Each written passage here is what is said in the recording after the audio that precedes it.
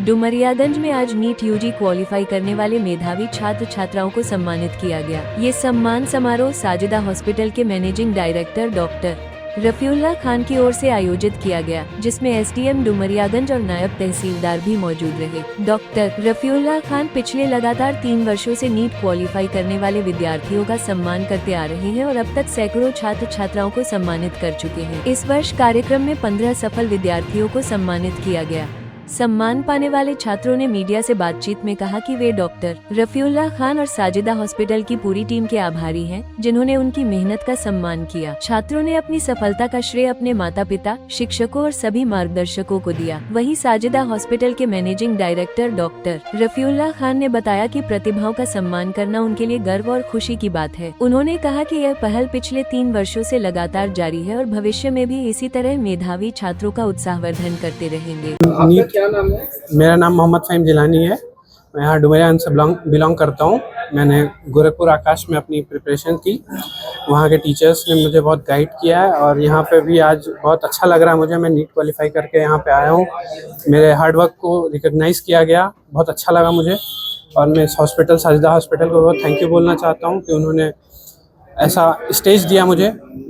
और नीट की जर्नी बहुत आसान नहीं थी, बहुत कुछ ऊपर नीचे देखना पड़ता है, पेपर लीक हो जाता है कभी ये, बट अपना हार्डवर्क मेंटेन करके, अपनी कंसिस्टेंसी मेंटेन करके हमें अपना काम करना पड़ता है।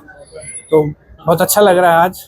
और जिलानी भाई, आप जो है बाहर रह के पढ़ रहे थे, आप बेसिकली डुमरियागंज के हो, कितनी समस्या होती है अपने घर से दूर रह के पढ़ने में? घर से दूर रह के पढ़ने में तो दिक्कत होती है। आप हॉस्टल में रहते हैं, इधर रहते हैं, आपको अच्छी गाइडेंस नहीं मिलती है पेरेंट्स की, बट टीचर्स हैं वही देखते हैं। यही सब दिक्कत रहती है, खाने पीने की दिक्कत रहती है। पेपर लीक हुए, इस पे क्या कहेंगे? कितनी समस्या हुई आप लोगों को? पेपर लीक के पे तो बहुत दिक्कत हुई। मेरा जो 3 मई को एग्ज़ाम था उसमें 642 नंबर आ रहे थे मेरे, और मैं सोचा तो बहुत खुश हो गया। मैं पेरेंट्स के साथ गया था मुंबई में, वहाँ पे शादी थी, वहाँ एंजॉय कर रहा था मैं। फिर अचानक से न्यूज़ आती है कि नीट कैंसिल हो गया है, फिर से देना पड़ेगा। तो बहुत अंदर से मतलब बहुत अजीब सा फील होता है वो। बट फिर 2-3 दिन में मैं फटाफट वापस आया, अपनी पढ़ाई स्टार्ट की। तो पेपर लीक से दिक्कत तो होती है स्टूडेंट्स को। ये आगे से गवर्नमेंट अब देखे, इसको ना करे। कितने अटेम्प्ट में आपने पास किया? ये मेरा 4th अटेम्प्ट था। आप लोगों ने नीट क्वालिफाई किया है, आज सम्मानित किया गया है आप लोगों को साजिदा हॉस्पिटल में। क्या कहेंगे? और जो नीट क्वालिफाई किया आप लोगों ने, इसका श्रेय किसको देंगे? बहुत खुशी हुई। रफ़ीउल्लाह डॉक्टर साहब और साजिदा अफरीदा खातून साहब का बहुत बहुत शुक्रिया। और बहुत खुशी है, और हमारी मेहनत और हमारे एजुकेटर्स और घर वालों का बहुत सपोर्ट रहा है पूरी जर्नी में। और मैंने ख़ास करके मैं अपने माता पिता को इसका श्रेय देना चाहूँगा। कितने अटेम्प्ट में पास किया आपने? ये मेरा 2nd अटेम्प्ट था। मैंने फर्स्ट अटेम्प्ट 12th के साथ दिया था, ये मेरा 2nd था। कितने घंटे लगभग आप लोग पढ़ाई करते रहे? ऐसे कोई फिक्स नहीं किया हुआ था कि इतने घंटे पढ़ना है, कोई रूटीन नहीं था। बस खाते थे, पढ़ते थे, थोड़ा सा एंजॉय करते थे बस। किसी घर में आप लोग ने अपने ट्यूशन के जरिए किया या नहीं, मैं लखनऊ में था, आकाश इंस्टीट्यूट, गोमती नगर ब्रांच में। वहाँ पे हमारे गांव के एक मेंटोर भी थे, उनका भी मैं काफ़ी शुक्रिया अदा करूँगा, अजीम फारूकी साहब का। उन्होंने बहुत मदद करी है।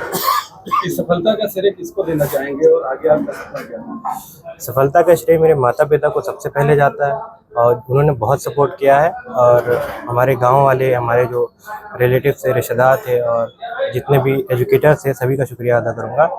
और आगे चल के मैं उम्मीद करता हूं कि और बेहतर, सिर्फ MBBS ही नहीं, आगे चल के और बेहतर पढ़ाई करूं और अपने क्षेत्र के लिए बेहतर करूँ। मैं डॉक्टर रफीउल्लाह खान, प्रबंधक साजिदा हॉस्पिटल डुमरियागंज का प्रबंधक हूँ। विगत वर्षों की तरह मैंने इस वर्ष भी जो नीट क्वालिफाई बच्चे हमारे हैं उनको मैंने सम्मानित किया है, उनका उत्साह बढ़ाया है। और इस तरह मैं विगत वर्षों से करता चला रहा हूँ, आगे भी करता रहूँगा। बच्चों की मैं उज्जवल भविष्य की कामना करता हूँ। और इस बार जो हमारे नीट क्वालिफाई 15 बच्चे हैं, पिछली बार से काफ़ी बच्चे हमारे बढ़े हैं डुमरियागंज तहसील में, और मैं सब बच्चों की उज्जवल भविष्य की कामना करता हूँ। और नीट नहीं बल्कि मैंने पिछली बार जो हमारे एक PCS क्वालिफाई बच्चे थे उनको भी मैंने सम्मानित किया था, IITian क्वालिफाई थे उनको भी मैंने सम्मानित किया था। तो मैं अपने क्षेत्र के बच्चों का इस तरह उत्साह बढ़ाता रहता हूँ और हर बार करता रहूँगा। मैं उन बच्चों की उज्जवल भविष्य की कामना करता हूँ। मतलब एक समस्या यहाँ है, यहाँ टीचर्स नहीं मिल पा रहे हैं, बच्चों को बाहर तैयारी करनी पड़ रही है, उसके लिए क्या कहेंगे, क्या अपील करेंगे? नहीं, तो आपने सही कहा, लेकिन इसी दयार, इसी ज़िले के, इसी हमारे तहसील के बच्चे आगे निकल के जा रहे हैं, शिक्षा हासिल कर रहे हैं। और अब तो तमाम टेक्निकल मतलब एडवांस आ गई हैं सुविधाएं। ऑनलाइन क्लासेज होने लगे, बच्चे ऑनलाइन क्लासेज करते हैं। अभी मैंने पिछली बार सुना, मुझे तो नहीं पता था, हमारे डॉक्टर आसिम फारूकी साहब हैं जो इस बस्ती मंडल के बहुत ही मशहूर फिजिशियन हैं, उनकी 2 बेटियों ने घर पे ही ऑनलाइन शिक्षा करके ग्रहण करके ही नीट क्वालिफाई किया और बहुत अच्छी कॉलेज उन्होंने प्राप्त किया। एक तो एजेंसी और एक को कानपुर मिला। मैं उन बच्चों को बहुत ही बधाई देता हूँ, उज्जवल भविष्य की कामना करता हूँ। सर कितने साल से आप लोग सम्मानित कर रहे हैं? ये तीसरा साल हमारा है, 3 साल लगातार 3 वर्षों से कर रहा हूँ। इसका मैं श्रेय अपने बड़े भाई डॉक्टर एहसान साहब को देता हूँ, क्योंकि जब मैं बहुत छोटा था, 9th क्लास में 10th क्लास में पढ़ता, तो मेरे बड़े भाई जो है इस कार्यक्रम को उन्होंने हर साल और उन्होंने ये भी नहीं, और वो जाके जो बाढ़ में जब होती, बाढ़ की समस्या जब आती थी, हमारे उतरौला हमारा तराई बेल्ट है, उस गांव में जाके डॉक्टर साहब, हमारे बड़े भाई डॉक्टर एहसान साहब हैं, वो जाके मैं उनसे उन्हीं से प्रेरणा में जो भी लेता हूँ, उन्हीं से प्रेरणा लेता हूँ। क्योंकि जाके बाढ़ में गाँव में पहुँच के घर पे दवाइयों के देना, खाना पहुँचाना, और भी तमाम जो कोरोना काल में भी इतनी बड़ी घटना, इतनी बड़ी समस्या हमारे विकट उससे देश में आई, तभी डॉक्टर साहब ने बहुत बढ़ चढ़ के हिस्सा लिया। तो मैं डॉक्टर साहब से प्रेरणा लेता रहता हूँ, बड़े भाई हमारे हैं वो, मैं उनसे सब बहुत कुछ सीखता रहता हूँ। क्या नाम है आपका? रिद्धि कमलापुरी, कहाँ के रहने वाले? डुमरियागंज। आज आप लोगों को साजिदा हॉस्पिटल में सम्मानित किया गया है, नीट क्वालिफाई किया आपने। कैसा लग रहा है और क्या कहेंगे? मुझे बहुत अच्छा लग रहा है और मैं दोनों डॉक्टर साहब को पहले थैंक यू बोलना चाहूँगी। दोनों मैम ने इतना मतलब हौसला बढ़ाने वाला काम किया है। ये बच्चों के लिए बहुत ही हमेशा याद रहने वाली बातें हैं कि उन्होंने साजिदा हॉस्पिटल पे बच्चों का हौसला बढ़ाया है सम्मानित करके।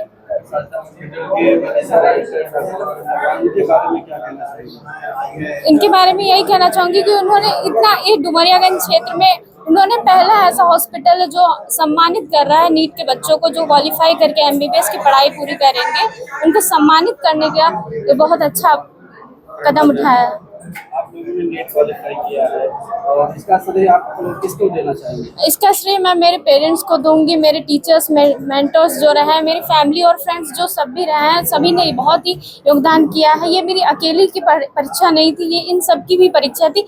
इन्होंने भी बहुत मेहनत किया है। मेरी मेहनत तो केवल शिक्षा की तरफ थी, लेकिन मेंटल हेल्थ सपोर्ट ये सारे मेरे पेरेंट्स और मेरे टीचर्स, मेंटर्स के जाता है।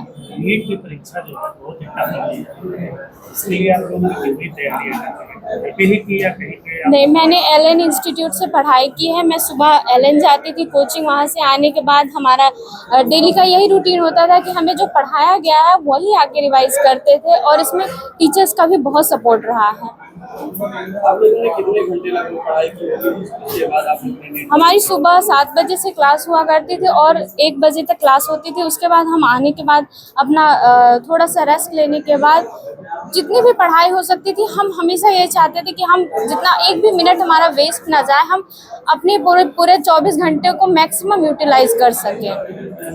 सबसे बड़ी चुनौती ये थी कि हमें जो टेस्ट होते थे, मॉक टेस्ट, उसमें नंबर कभी कम आ जाते थे, तो हमें थोड़ा सा डिमोटिवेशन लगता था कि हम कैसे करेंगे, एग्ज़ाम को क्लियर कैसे करेंगे, ये हमारा थोड़ा सा लो होता था। लेकिन उसमें भी मेरी बहनों ने, मेरी बहन ने और मेरे पेरेंट्स ने बहुत सपोर्ट किया, हमेशा हमें मोटिवेट किया, नहीं कर ले जाओगे, आप कर ले जाओगे। यही राजनीति हो या क्रिकेट, देश विदेश की ब्रेकिंग हो या आपके मोहल्ले की बड़ी खबर, सब मिलेगा एक ही ऐप में, सबसे तेज और भरोसेमंद। अभी डाउनलोड करें दैनिक भास्कर डिजिटल।